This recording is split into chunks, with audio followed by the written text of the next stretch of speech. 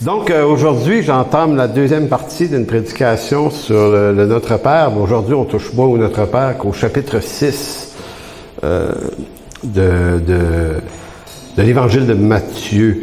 Et c'est un peu aussi pour moi un exercice parce que il y a plusieurs années, j'ai changé ma façon d'étudier l'Écriture drastiquement. C'est lorsque je me suis exposé à des cours de théologie à la faculté que...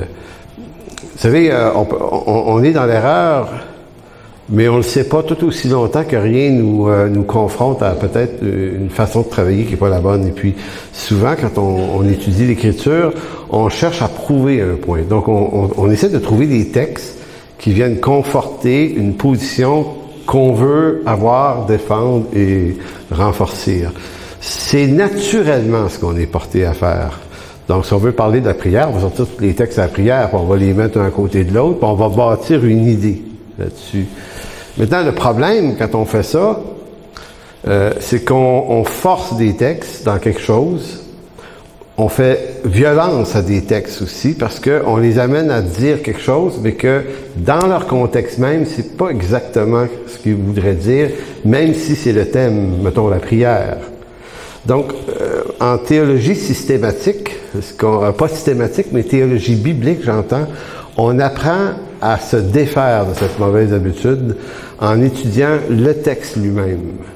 Donc, il y a le texte et il y a son contexte, et on veut que le texte soit éclairé de son contexte, et non pas de notre lumière sur le d'après moi, je pense que Paul ou Jésus est en train de dire ça.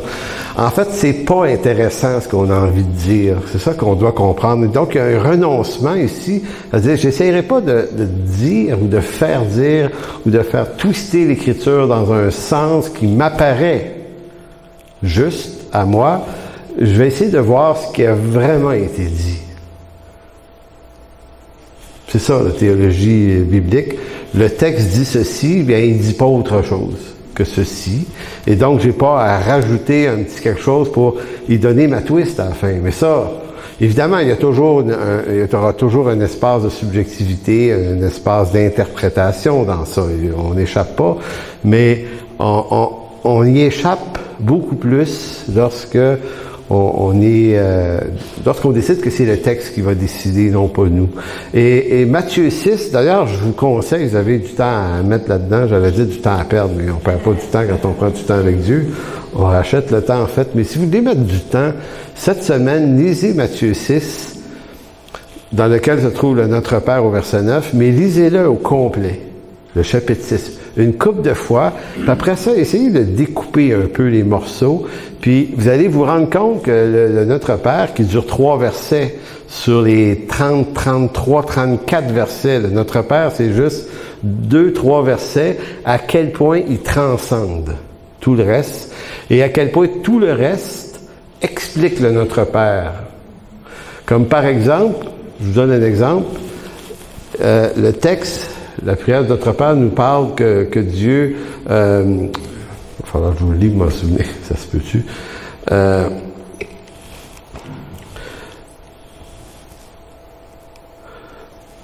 Donne-nous, verset 11, c'est ça, donne-nous notre pain quotidien. C'est dans le Notre Père. Donne-nous notre pain quotidien. Maintenant, si vous allez 10-12 versets plus loin, le Seigneur commence à parler des biens, la nourriture, de ne pas s'inquiéter de ce qu'on va manger, ni de ce dont on va être vêtir. Donc, les parties du Notre Père sont reprises dans le texte plus loin. Donc, si on veut comprendre ce qu'il voulait dire par « Donne-nous notre pain quotidien », mais qu'on ne va pas lire le reste du texte qui en parle, ben on comprend pas le Notre Père, ou on le comprend de façon mineure. Donc, pas dans son plein contexte. Donc, vous allez vous rendre compte à la conclusion de ce message que il y a 2 versets dans le texte de Matthieu 6, le premier et le dernier, qui font des parenthèses de façon surprenante, qui fait que tout le chapitre 6 parlait exactement de la même affaire. C'est-à-dire, comment ne pas prier et comment prier.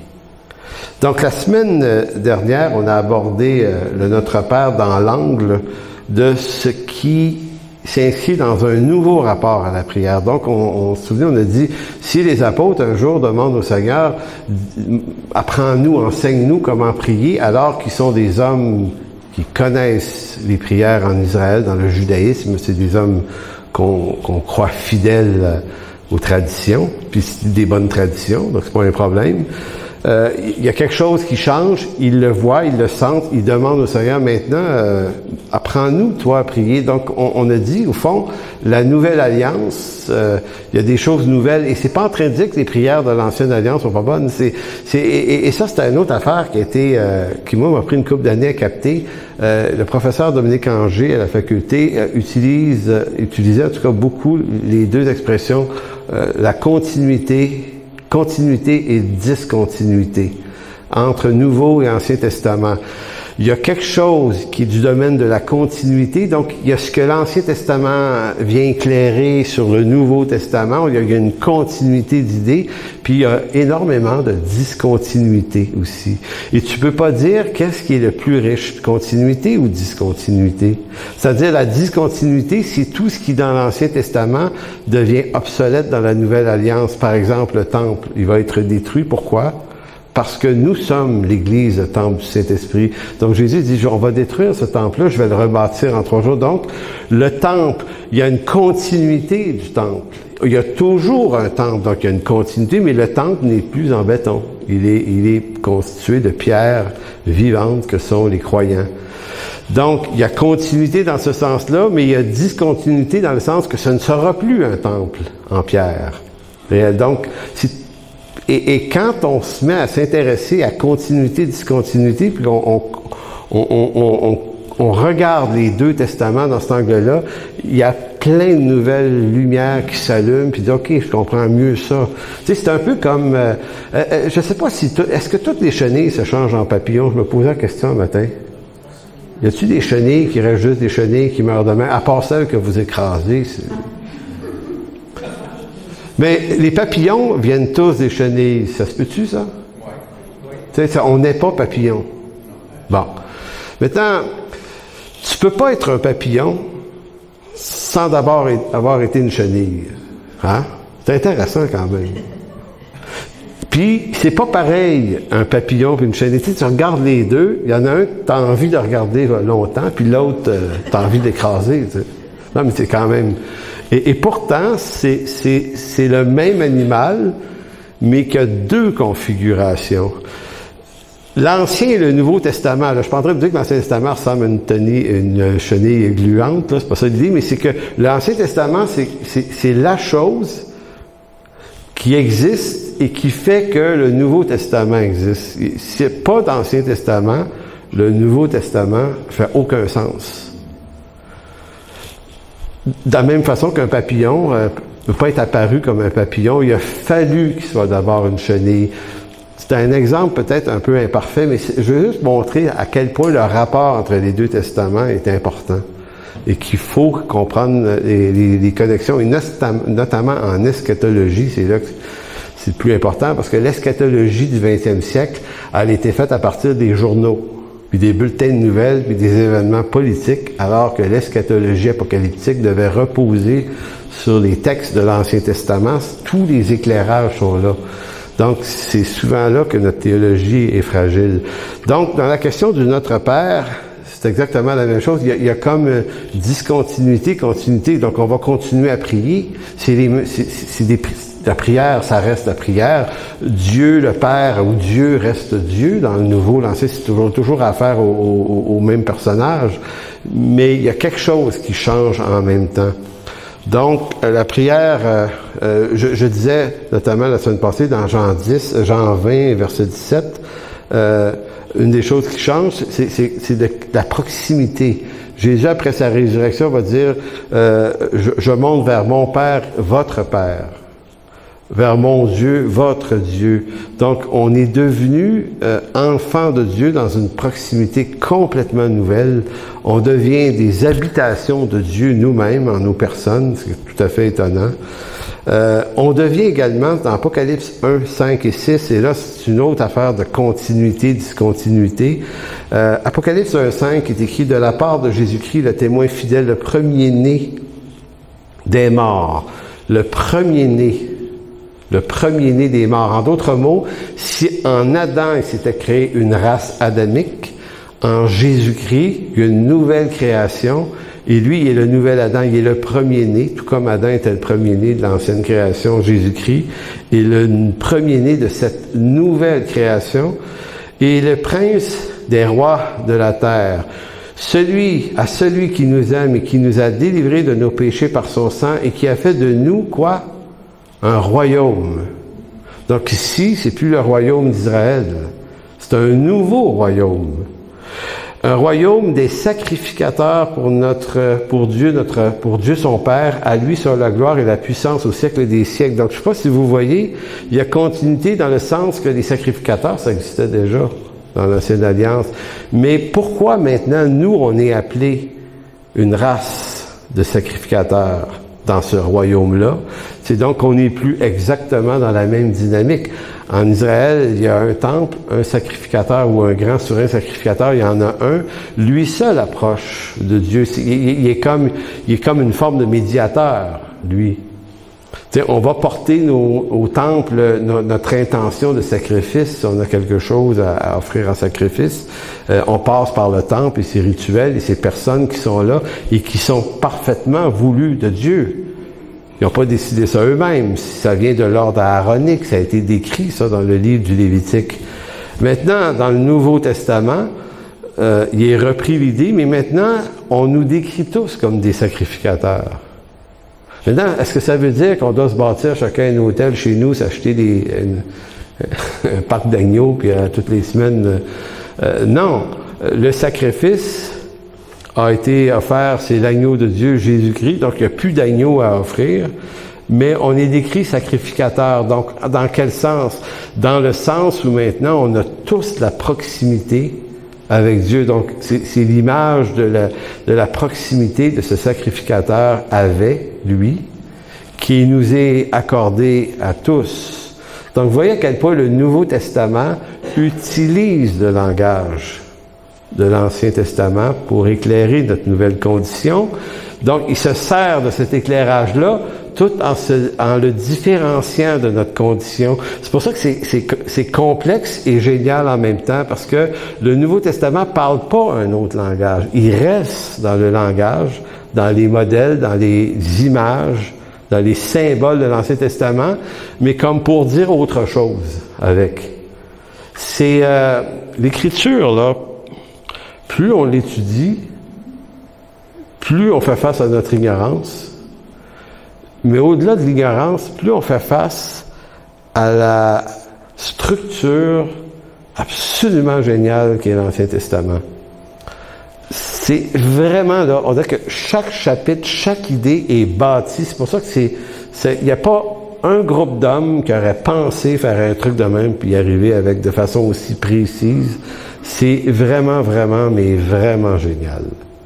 C'est pour ça que quand j'avais entendu le Kenneth Ware, qui est un des traducteurs de la Bible Colombe, en 1983, qui était venu au Québec, nous dire qu'en 80 ans de vie chrétienne, il n'avait fait qu'effleurer Dieu. À l'époque, j'avais absolument pas compris ce qu'il voulait dire par là. Je me disais, voyons donc, en 80 ans, tu as traduit la Bible quand même, mon grand, là, tu l'as connu, le Seigneur, là, toi, là. Puis, tu sais, quand t'es jeune, là, tu comprends pas. Tu comprends. Puis là, tu vieillis à ton tour, puis il y a des étapes dans la vie chrétienne où on pense qu'on connaît pas mal d'affaires. Hein. Finalement, on dit, hey, une coupe de cours, lui, ma Bible, souvent, j'ai des bons livres, et puis, me v'là, là, tu sais, je connais ça.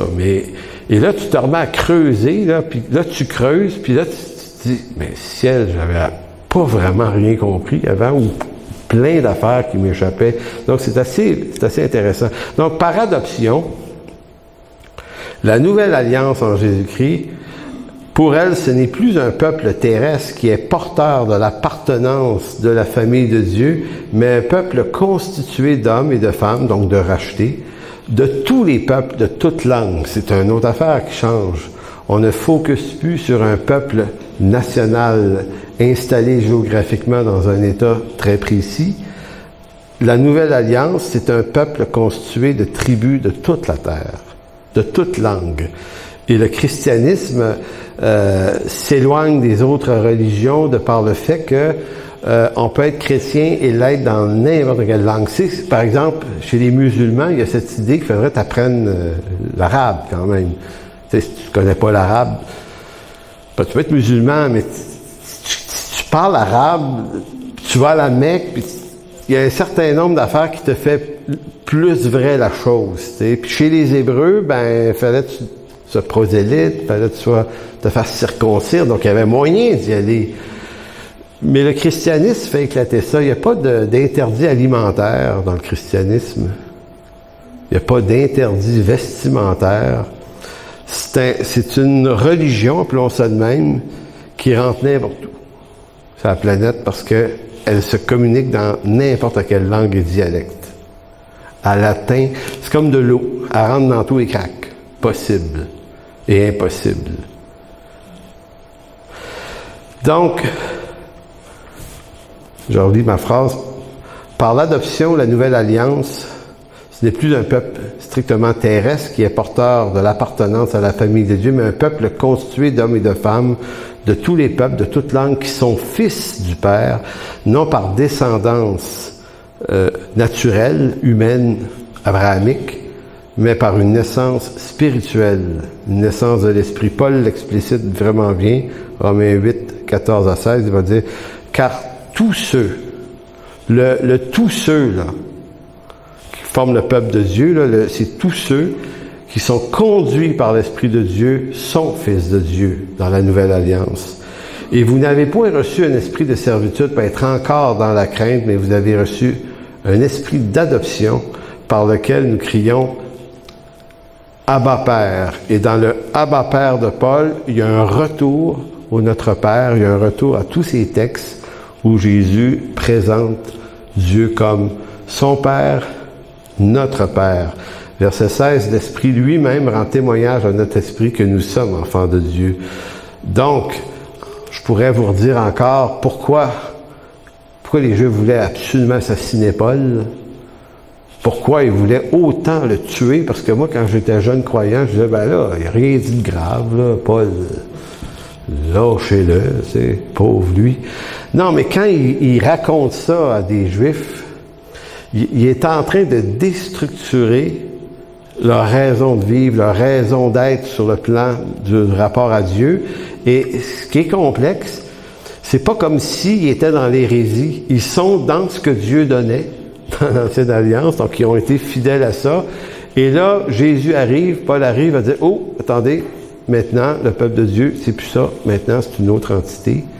Et là, vous avez toute l'explication, la complication de la circoncision dans la lettre aux Galates, qui a valu à Paul énormément de maux de tête, parce que Paul disait, même pas besoin d'être circoncis, les gars. Même pas besoin. Il dit, les circoncis, c'est ceux qui ont la vie de l'esprit. Ça, c'est les vrais circoncis.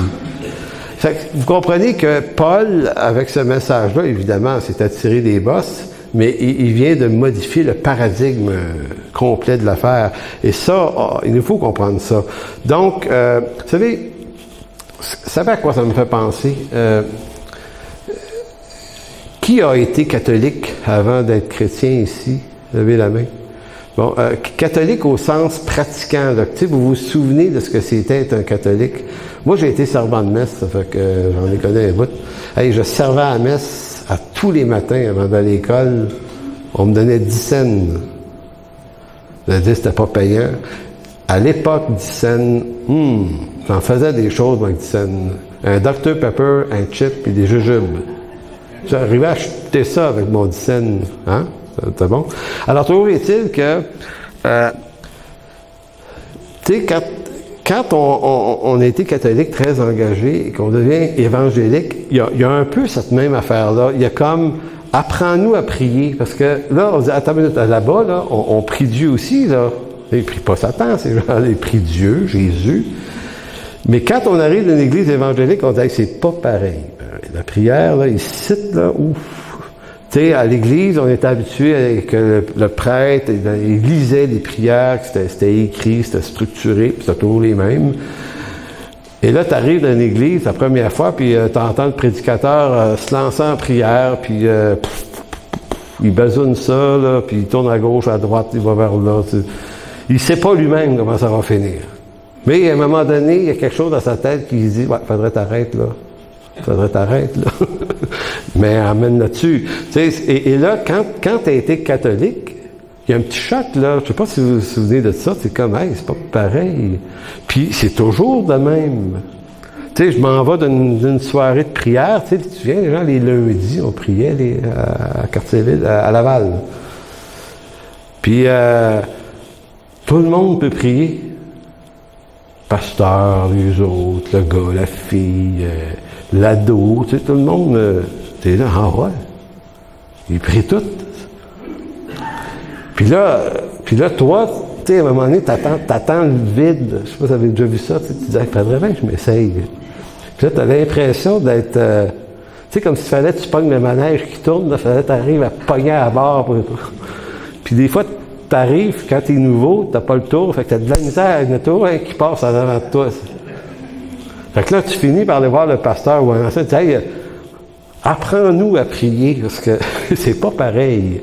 Et on le vit, ça. Fait que les apôtres ont vécu une espèce de période de transition comme ça. Et puis, notamment, je me permets de faire un petit repère historique intéressant. Moi, j'ai fait c'est pas une thèse, mais c'est un gros travaux lourd sur l'adoration des saints chez les catholiques au 5e siècle après Jésus-Christ. Pourquoi? Parce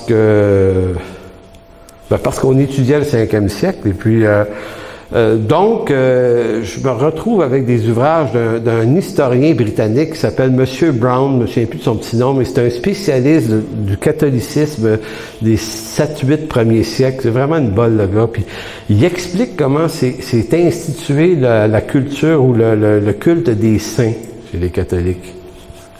Pourquoi on vénère des saints?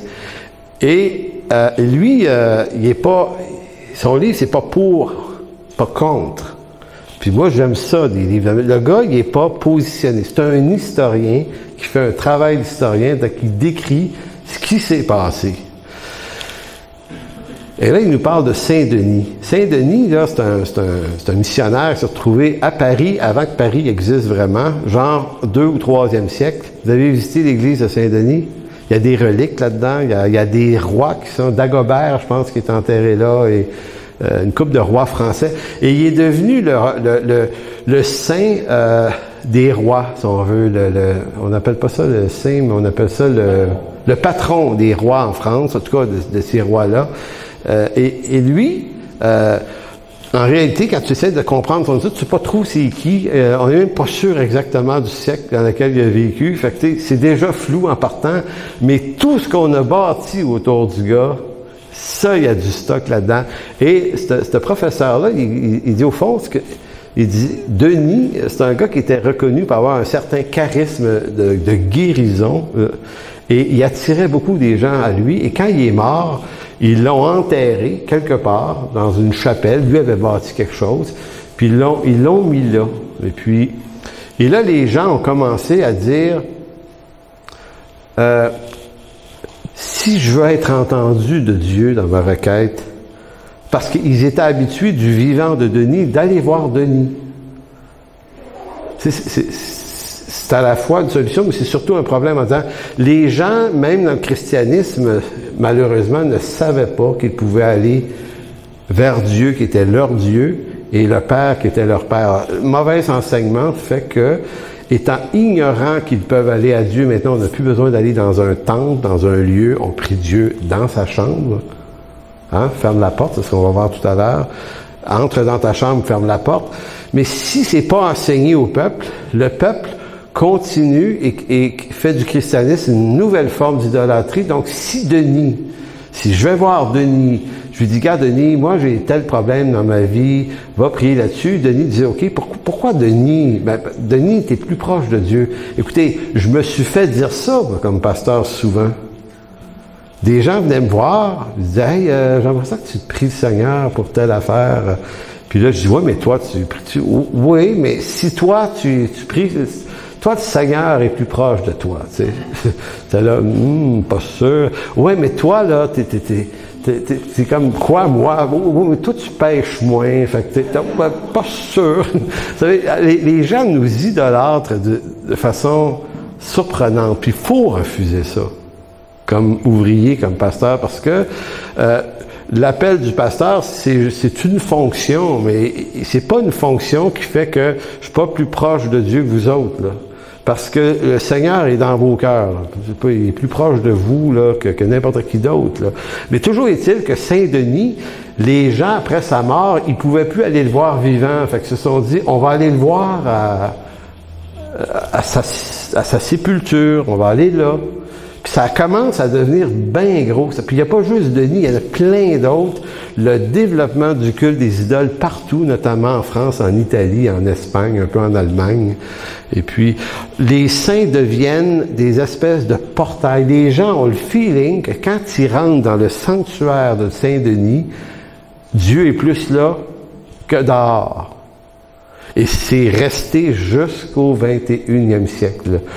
Je sais que ça peut être intéressant d'aller lire sa Bible d'une église. Il y a des gens qui font ça au centre-ville, il y a de la quiétude. Tu sais, tu rentres d'une église au centre-ville, c'est plus de bruit. OK, mais si tu y vas parce que tu penses que Dieu t'entend plus là, tu n'as rien compris du christianisme. Le Seigneur, il est dans ta chambre. C'est ce que Jésus dit. Et vous voyez, la discontinuité est là, parce que chez les Hébreux, il y a quand même aussi cette culture qui est de Dieu, mais que tu passes par un processus. Il y a des prêtres, il y a des sacrificateurs, il y a un temple ou une synagogue. Là, c'est pas que tu peux pas parler à Dieu autrement pour eux, mais c'est comme ça, là, c'est le chemin. Et là, Jésus dit, non, rentre dans ta chambre. Et ton Père, qui te voit dans le secret, va te le rendre. Il y a quelque chose qui est du domaine ici, qu'on n'est pas dans la même affaire. Donc, pour venir à Saint-Denis, on va finir cette histoire-là, vous me débarrassez de lui, là. J'ai commencé. C'est que ça a développé un tel culte d'idolâtrie envers ces hommes-là, tout ça parce qu'on n'a pas compris que Christ vivait dans nos cœurs. On l'a pas compris ou l'expérience n'est juste pas produite, qui fait qu'à un moment donné, certains se disent, et là, c'est là que ça devient macabre. Peut-être qu'on pourrait prendre un bout d'os de Saint-Denis, puis l'amener à une autre place dans le pays. Fait que les gens ont plus besoin de se rendre là où est la sépulture de Denis. Et là, on a réparti les ossements de lui, mais de plein d'autres. Moi, un jour, j'étais à la cathédrale Sainte-Anne-de-Beaupré. Je passe par là, j'arrête. Puis j'ai un ami qui est prêtre là-bas. Et puis, il sait que je suis protestant, fait qu'on marche. On arrive devant un morceau d'os dans une vitre. Je dis, c'est marqué, je pense que c'est un os de Sainte-Anne, la mère de Marie. Ça se peut-tu? Ça me semble que c'était ça. En tout cas, lui, il sait qui je suis, il sait comment je pense, il part à rire. Il dit, alors, on veut du... Bon. Pas grave. Il n'a pas envie de m'en parler. Puis, tu sais, lui, finalement... Ben non, mais j'ai dit, attends une minute. J'ai dit, Sainte-Anne, elle a-tu existé? Êtes-vous sûr de ça? J'ai dit, j'ai jamais entendu parler d'elle dans l'Écriture. On ne sait pas trop. Mais j'ai dit, mais si elle a existé, mais qu'en plus, il y a quelqu'un qui a pogné un bout d'os de cette femme-là, puis il a fait traverser ça tous les siècles pour amener ça ici, j'ai dit vraiment, wow, là, quand même. Tu sais, le gars qui te regarde en disant, ouais, je sais que c'est ridicule, mais qu'est-ce que tu veux, c'est comme ça, puis c'est vraiment, ce prêtre-là, c'est un ami personnel, c'est un gars bien éclairé sur l'Écriture, puis j'avais senti que le gars lui-même est là, sans tout à fait... Puis il dit, on projette justement, il dit de tasser ça un peu, là, il dit, parce qu'il, puis lui, il avait vraiment une vision, ce prêtre-là, il dit, non, mais il dit, moi, je veux ramener les gens à Jésus, là, il dit, écoute, c'est Jésus qui sauve, c'est Jésus qui... En tout cas, mais tout ça pour dire, je sais pas si vous voyez le culte des reliques, à quel point on pense, ou des gens pensent que le bout d'os de quelqu'un te rapproche de Dieu, devient comme un portail, un Wi-Fi avec Dieu. C'est d'un égarement terrible.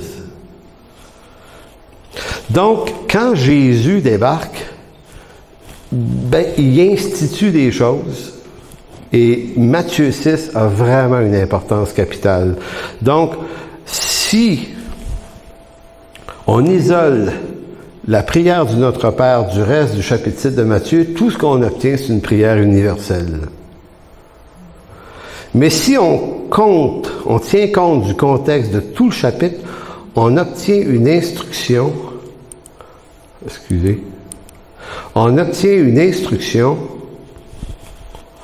sur ce qu'est la prière, mais non pas strictement de manière universelle, parce que c'est vrai que c'est universel, mais la prière dans la définition de la nouvelle alliance.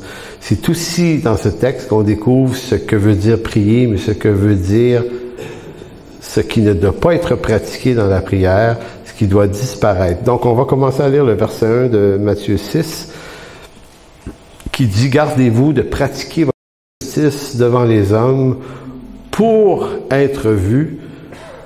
Autrement, vous n'aurez point de récompense auprès de votre Père qui est dans les cieux. »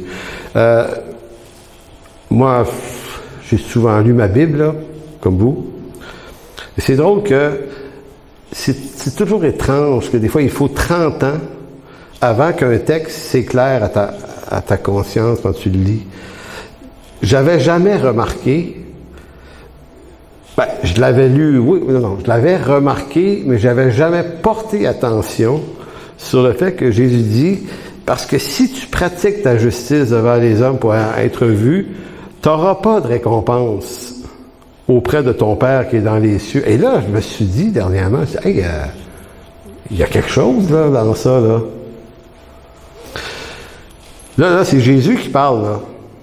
Il sait de quoi il parle. Il dit, si tu pratiques ta justice, en d'autres mots, pratiquer sa justice, c'est-à-dire, si j'essaie de faire voir de l'avant ce qui, dans ma chrétienté, me rend juste, mes actes de justice, mes actes de bonté, mes actes de piété, si je m'arrange absolument pour que ce soit vu des hommes avec cette intention, cette attitude, ben je n'aurai point de récompense de mon Père qui est dans les cieux.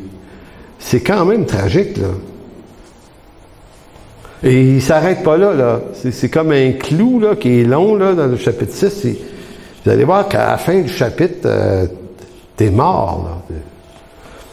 Lorsque tu fais l'aumône, ne sonne pas la trompette devant toi comme font les hypocrites dans les synagogues et dans les rues afin d'être glorifiés par les hommes. Et là, il reparle de récompense. Je vous le dis, en vérité, ils reçoivent leur récompense. Donc, tu n'auras pas de récompense dans les cieux parce que tu t'en es fait une auprès des hommes qui t'ont vu.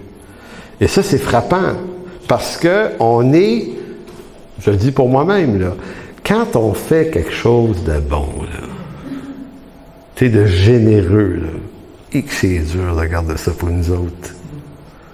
Tu sais, on a besoin de dire, hey, moi, là, j'ai rencontré quelqu'un qui était tellement mal pris, là. Je suis allé l'aider, là. Et là, c'est comme si le Seigneur disait, excusez, en bon québécois, c'est ta gueule. Dis-les pas. C'est un secret, puis il y a un trésor dans ce secret-là. Mais, tu sais, nous, on est comme des enfants. Tu sais, avez-vous déjà, quand tu es petit, là, tu te lèves, tu vas développer ton cadeau là, pendant que ta mère n'est pas là. Tu n'es pas capable d'attendre, là. Ça, tu peux l'ouvrir avant. Avez-vous déjà fait ça, vous autres? Oui, ok, je suis pas tout seul.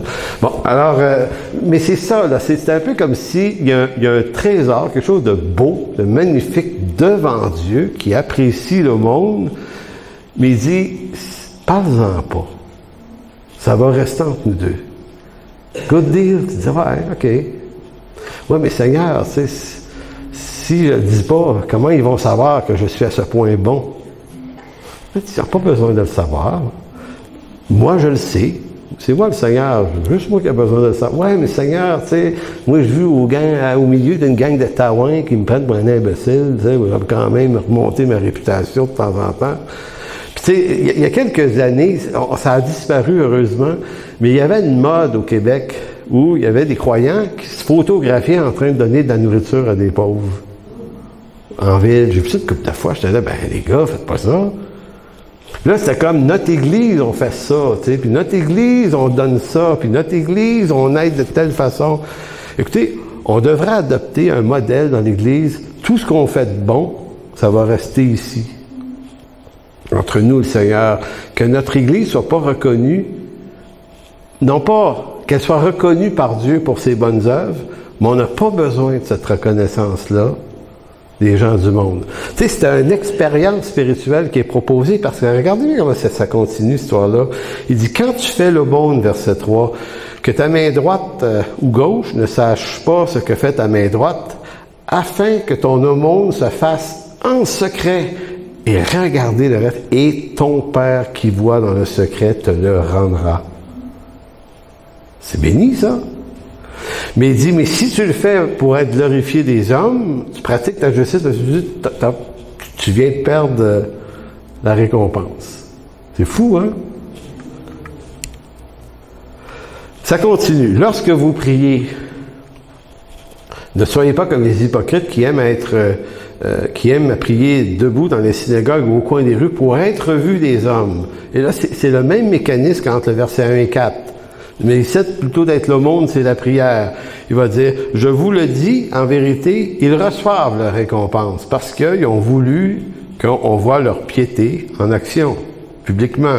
Mais quand tu pries, entre dans ta chambre, ferme ta porte et prie ton Père qui est dans les lieux secrets, et ton Père qui voit dans le secret te le rendra. C'est intéressant aussi. Et là, c'est important de dire une chose. Il ne faut pas enfermer l'action chrétienne dans nos chambres. Sinon, on ne devrait même pas être ici.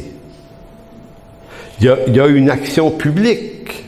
Il y a des vocations qui sont des vocations publiques. Donc, ici, le Seigneur ne parle pas des vocations. Mais même à ça, si j'ai une vocation d'évangéliste, de pasteur, de docteur, de chantre, on va faire une prestation publique. Là. On ne peut pas dire à Jean, tu dois être un chantre, mais tu ne peux plus le pratiquer devant les hommes. Juste avec Marie-Rose dans ta chambre. Puis encore. Ça fait pas de sens. Donc, évidemment, il y a des vocations, il y a des dons, il y a des talents qui sont à être exprimés en Église pour qu'on puisse les apprécier puis les encourager. Puis ceux qui les font vont le faire le mieux possible devant Dieu, c'est important. Mais il reste que même là, il y a une attitude à surveiller. Tu sais, on doit garder nos cœurs devant Dieu puis être capable de je ne sais pas si on peut se prévenir soi-même, mais il faut avoir une bonne conscience pour être en train de se demander pourquoi on fait ce qu'on fait. La gloire de quoi on cherche. Puis, on est toujours là à une microseconde de rechercher notre propre gloire, et je peux le dire pour moi-même. Jusqu'à temps qu'on commence à réfléchir à ça, on va dire, OK, fais attention, surveille ça. Parce que si en plus, on n'en prend absolument pas conscience, on peut se lancer dans le jet-set évangélique pour réussir à devenir quelqu'un absolument aux yeux de tout le monde. Puis ça existe. Puis c'est là. Mais la richesse de la chose, c'est de faire cette chose dans le secret. Mais en fait, pas les vocations publiques, mais les actes de piété, aumône et prière. Et c'est après avoir dit, ton Père qui le voit dans le secret te le rendra. Donc, on est quasiment en train de comprendre que la puissance de la réussite d'une vie de prière est beaucoup, beaucoup associée à la relation d'intimité avec Dieu. Je disais la semaine passée, il y a une proximité là, avec Dieu. Ça se passe dans le secret de nos vies, dans le secret de nos chambres. Et c'est juste après ça que Jésus va dire, voici comment vous devez prier. Et là, je ne répéterai pas le Notre Père, là, qui est le verset 9, 10, 11, 12 et 13. Mais sautons au verset 16 de Matthieu 6. Parce que Jésus n'a pas fini encore avec les attitudes. Il dit, lorsque vous jeûnez, donc on a vu l'aumône, la prière, le jeûne. Lorsque vous jeûnez, ne prenez pas un air triste, comme les hypocrites qui se rendent le visage tout défait pour montrer aux hommes qu'ils jeûnent. Je vous le dis en vérité, ils reçoivent leur récompense. Encore la même formule que dans les deux autres séquences. Ils reçoivent leur récompense. Je vous le dis en vérité, il reçoit une récompense. Mais quand tu jeûnes, parfume ta tête et lave ton visage afin de ne pas montrer aux hommes que tu jeûnes. Mets à ton Père qui est dans les lieux secrets et ton Père le voit. Dans le secret, te le rendra. Donc, il te le rendra pour le monde, il te le rendra pour la prière, puis il te le rendra pour le jeûne. Il y a un principe phénoménal ici sur toute la question de l'humilité, et c'est comme si ce texte-là, Jésus nous recadre en disant, dans la nouvelle alliance, voici ma volonté. C'est la volonté de Dieu. Donc, la clé qui permet de bien saisir la prière de notre Père, mais la prière dans la Nouvelle Alliance, se résume à cette idée 3 fois répétée en Matthieu 6, qui est « Et ton Père qui voit dans le secret te le rendra ». Vous savez, je disais, les ministères publics vont exister. Ils doivent exister. Et la comparaison qui me viendrait le mieux, c'est que le problème, c'est pas de prêcher, c'est pas d'enseigner, c'est pas de chanter, c'est pas de prier. Tu sais, on va faire des rassemblements de prière ensemble quand même. Tu sais, la prière publique en Église, c'est important aussi. Donc, on n'est pas en train de dire, faut tout amoindrir dans le lieu secret. C'est pas tout à fait l'idée. Mais c'est un peu l'idée qu'il faut faire les choses dans l'équilibre. Être toujours conscient de nos cœurs mauvais dans ça et des motivations qui nous poussent. Vous savez, se nourrir, là, c'est normal et nécessaire. Mais trop se nourrir ou mal se nourrir, c'est pas bon. Donc, c'est pas parce que trop manger, c'est pas bon que tu dois arrêter de manger. Tu dois juste apprendre à manger mieux. Tu sais, faire du sport, se garder en santé, c'est une excellente idée. Mais se construire un corps d'athlète pour le seul plaisir d'exposer son corps d'athlète, si on ne participe jamais à aucune compétition athlétique, c'est quoi ça? C'est encore l'idée, vivre dans le paraître. Tu sais, réussir sa vie, avoir des ambitions et vouloir réussir sa vie, c'est pas un problème, c'est pas un péché. Mais vouloir réussir sa vie juste dans le but d'en faire la démonstration, mais excessive. Je sais pas, vous avez déjà connu du monde qui ont réussi, mais tu te dis, ça paraît trop. Moi, j'ai eu des chums, tu sais, des chums de jeunesse. Oui, tu le vois 20 ans plus tard, là, tu te dis, oh! Avant même qu'ils te disent qu'il a réussi, là, ça sent la réussite, mais t'as envie de dire, t'en mets trop, là. Ça, c'est comme les gars dans le village chez nous, qui passent avec des autosports, mais on y a enlevé le muffler dessus. Il y a du bruit des fois, là. On est sur le patio en arrière, on bouche les oreilles, c'est arrivé hier, avant hier. Tu sais, là, tu as un beau char, là. Mais il va falloir 100 000 son char, mais il faisait du bruit. Puis là, je suis là, pourquoi il veut faire du bruit de même? Pourquoi on veut faire du bruit autant? Pourquoi?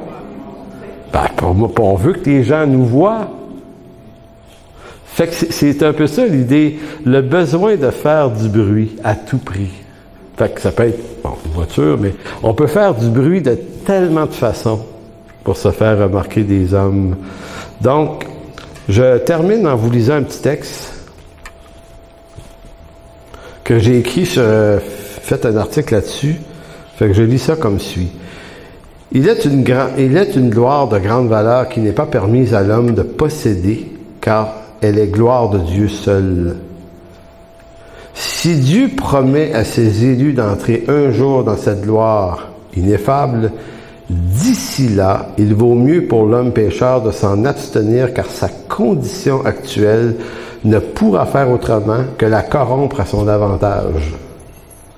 C'est pourquoi la formation à la piété chrétienne implique que je sois pleinement conscient des mouvements du cœur qui m'invitent à pratiquer ma justice pour être vu des hommes.